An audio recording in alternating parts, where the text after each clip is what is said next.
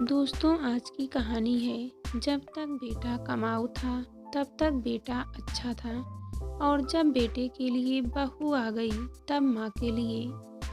मैं नहीं जानता कि यह मन की प्रवंचना थी, पर रज्जो इसे प्रवंचना ही कहती थी। प्रवंचना का दूसरा नाम छिपाव है। आपने मुझे ब्याह से पहले अपने बारे में क्यों कुछ नहीं बताया? मुझे यह बताया गया था कि आप दिल्ली में स्टोर में हैं। मैंने सोचा था चलो हम सारी उम्र दिल्ली में रहेंगे। मुझे नहीं पता कि आप फौजी हैं और आपकी बदली होती रहती है। मैं तुम्हें बताना चाहता था, पर मन के भीतर डर था कि फौजी जानकर तुम मना ना कर दो। यह डर हर फौजी के मन में है। अस्थिर जीवन की वजह से अच्छी लड़कियां उन्हें पसंद नहीं करती हैं। तुम सुंदर और अच्छी लड़की हो, समझदार हो।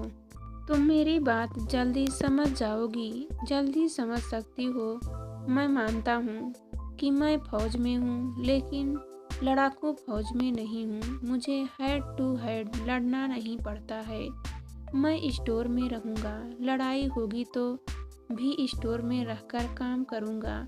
लड़ने वाले जवानों को सम्मान देता रहूँगा। बस डर यही है कि फौजी बेमौत मारे जाते हैं। यह तुम्हारा वहम है। जिसकी आई होती है उसी की मौत होती है। क्या सिविल में लोग नहीं मरते हैं? दूसरी बात यह है कि मैं तुम्हें यहाँ घर में रहने नहीं दूंगा। जब तक मैं छुट्टी पर हूँ हम यहाँ रहेंगे। मैंने क्वार्टर के लिए लिखा है। उम्मीद है कि छुट्टी खत्म होने से पहले ही क्वार्टर मिल जाएगा। उसके लिए पहले से ही टिकट बुक करवानी होगी। पैसे हैं आपके पास?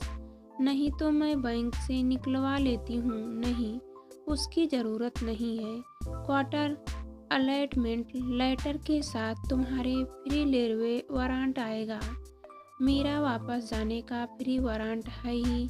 हमारी रिजर्वेशन मिलिट्री कोटे से होगी। रेलवे स्टेशन के 1 नंबर प्लेटफार्म पर MCO ऑफिस है, यानी मूवमेंट कंट्रोल ऑफिस। वह हमारी रिजर्वेशन करेगा। कोई बात नहीं, वारंट आने दो, मैं सब कर लूँगा। सच? हमारा कोई पैसा नहीं लगेगा? नहीं, बिल्कुल नहीं लगेगा। यह नहीं, जो 2 रूम सेट का क्वार्टर मिलेगा उसमें भी कोई किराया नहीं लगेगा। बिजली पानी भी फ्री होगी। अच्छा, यह तो बहुत ही अच्छा है। तुम चलो तो सही, और भी बहुत सारी सुविधाएं मिलेंगी वहाँ पर। अच्छा जी, मेरी एक बात मानोगे? रज्जो ने बड़े प्यार से कहा। सारा प्यार उसकी खूबसूरत आंखों में उतर आया था। कहो, मैंने भी उसी मूड में जवाब दिया। आज हम यहीं मम्मी पापा के पास रह जाएं। अच्छा, मैं भाई को फ़ोन कर देता हूँ। तुम्हें भी मेरी एक बात माननी पड़ेगी। क्या? कान इधर करो। कान में कहूँगा, प्राइवेट है। मैंने कान में जो कुछ कहा उसका चेहरा लाल हो गया था। मैंने कहा उसने सिर झुकाकर कहा हाँ। मैं सिर हिला दिया था। मैंने खुश होकर कहा चलो इसी बात पर कंपनी बाग में जाकर टिक्कियाँ खाते हैं, ठीक है? साथ में सन्नो और पिंकी को साथ ले ले, वे भी खुश हो जाएंगी। ले लेते हैं। सन्नो रज्जो की सहेली थी जिसने मेरा रिश्ता करवाया था। पिंकी रज्जो की छोटी बहन थी। टिक्कियाँ खाकर हम लौटे तो रात के 10 बजने वाले थे। मम्मी पापा जल्दी खाना खाकर सो जाते थे। सन्नो पिंकी के कमरे में जाकर सो गई। रात को रज्जो ने अपना वादा निभाया। रात भर हम स्वर्ग में डूबते उतरते रहे, प्यार करते रहे। पता ही नहीं चला कि कब सुबह के 4 बज गए। तब सोए। जीवन का यह सुख असीम था। सुबह उठने में देर हो गई। रज्जो नहा धोकर जब बाहर निकली, जो बहुत ही खिली खिली थी, शरीर और मन से तृप्त थी। तृप्त के बाद इतना सुख मिलता है, पहली बार अनुभव किया। मैं भी काफ़ी खुश था। इतने में बाहर से किसी ने मुझे पुकारा। देखा, डाकिया था। मैंने लिफाफा लेकर खोला तो रज्जो का रेलवे वारंट था।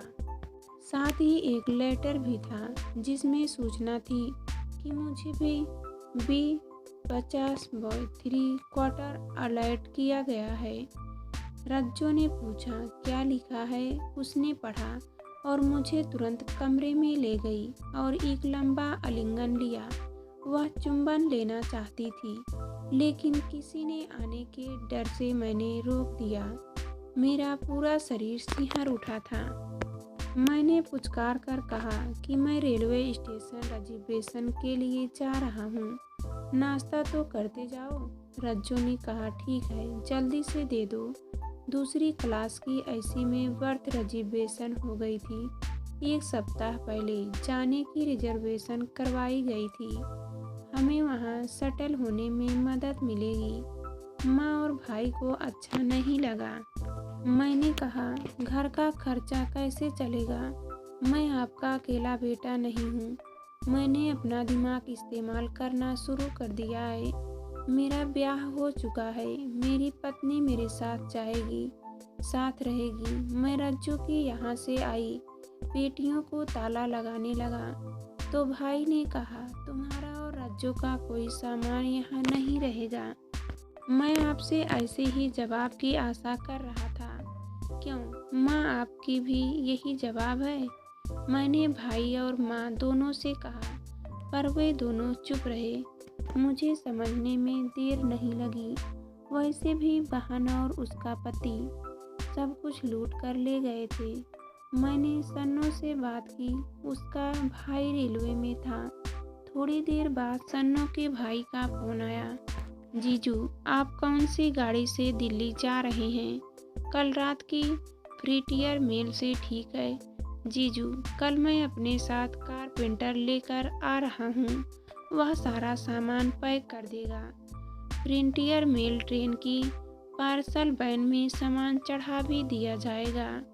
थैंक्स राजू, मेरी सारी चिंता दूर हो गई। मेरे मामू जी के लड़के हमारी यूनिट में ही डिप्टी कमांडेंट थे, कर्नल दीपक साहब।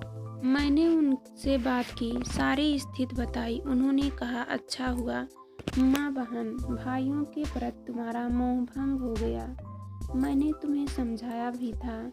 तुमने बेकार 12 साल घर में पैसा दिया। खैर देर आए दुरुस्त आए। तुम चिंता मत करो, मैं गाड़ी और 4 मजदूर समय पर भेज दूंगा।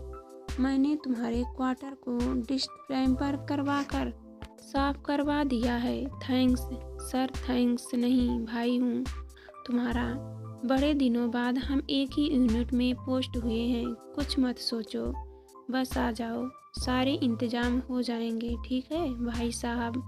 मेरी सारी चिंताएं दूर हो चुकी थी। राजू ने कारपेंटर भेजकर सारा सामान पैक करवा दिया था। गाड़ी चलने के 2 घंटे पहले स्टेशन पर बुलाया गया था। सामान की बुकिंग आराम से हो गई। मेरे और राजू के वारंट पर जितने किलो वेट लिखा था, सामान उससे कम निकला। राजू ने सामान पार्सल बोगी में चढ़ाने के लिए वहाँ के मजदूरों से पहले ही सेटिंग कर ली थी। फौजी था, वे रम की बोतल मुझसे चाहते थे। रम मैं हमेशा अपने पास रखता था। बोतल राजू को दे दी। उसने कहा जीजू आप चलें, गाड़ी प्लेटफार्म पर लग चुकी है। मैं सामान चढ़वा कर आता हूँ। मैं प्लेटफार्म पर आया तो रज्जो, उसके मम्मी पापा, सन्नो, पिंकी डब्बे के सामने खड़े थे। मेरे घर से कोई नहीं आया था जब तक पैसा देता रहा। उनके लिए सब कुछ था, पर अब कुछ नहीं। यह बात मुझे कचोटती रहेगी। सारा सामान चढ़ गया। रज्जो ने पूछा चढ़ाने के लिए ले गए हैं? मजदूरों को रम की बोतल चाहिए थी, वह दे दी है। मैं लेकर गया था, जानता था ऐसे कामों में यह बहुत काम आती है। इतने राजू आ गए और बोला जीजू सारा सामान चढ़ा दिया है। गार्ड को बोल दिया है कि अम्बला से वे अगले गार्ड को बोल दे, सामान बिल्कुल ठीक जाएगा। दिल्ली में मैंने अपने दोस्त को कह दिया है कि वह आपकी मदद करे। आपने सामान पार्सल ऑफिस से लेना है, प्लेटफार्म से नहीं। मेरा दोस्त पार्सल ऑफिस में मिलेगा। उसका नाम अशोक है।